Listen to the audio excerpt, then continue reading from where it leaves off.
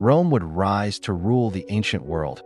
From a cluster of humble huts along the banks of the Tiber, the city would grow, brick by brick, sword by sword, into the heart of a vast empire.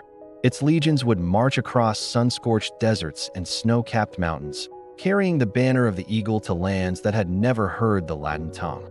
Conquered cities would fall silent under the shadow of Roman law, and roads, straight as the will of the Senate, would bind the far corners of the known world to the eternal city.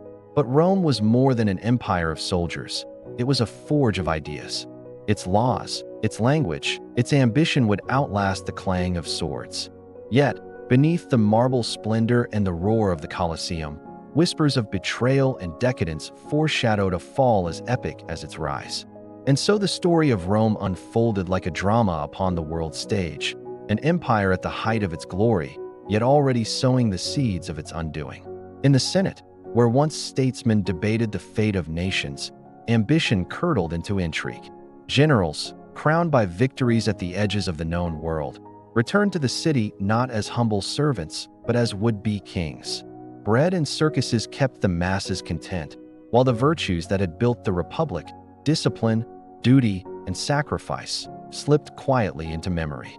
Beyond the walls, the frontiers trembled. Germanic tribes pressed against the Rhine.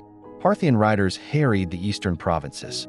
The mighty roads that once carried Roman legions now bore the footsteps of those who would challenge its rule.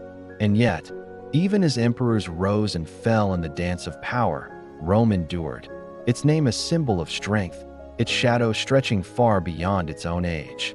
For empires are mortal, but ideas are not, and the echo of Rome would thunder through the centuries long after its last standard fell from the winds. The eternal city, once the unchallenged heart of the world, began to falter beneath the weight of its own greatness. Gold from the provinces flowed in like a river, but so too did corruption. Once proud legions, hardened by campaigns on distant frontiers, became mercenaries to the highest bidder. The citizen soldier of the Republic was long gone. In his place stood armies loyal not to Rome, but to the generals who paid them. Beyond the frontiers, the world stirred. To the north, the forests of Germania whispered with the movements of entire nations, Goths, Vandals, and Franks, driven by hunger, hope, and the distant rumble of the Huns. To the east, the empire's old rival, Persia, watched and waited, while the sands of Africa and the vast steppes of Asia carried threats yet unseen. The Tiber still reflected the gleam of marble temples and palaces, but in the streets below, shadows lengthened. Grain grew scarce. Riots flared. Emperors came and went in dizzying succession, their names etched in stone only to be forgotten as quickly as they had risen.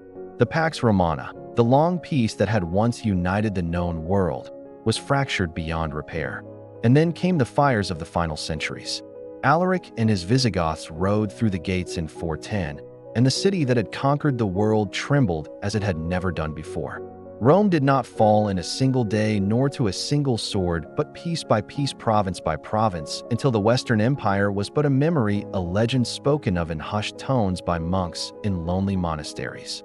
Yet, in ruin, Rome achieved immortality.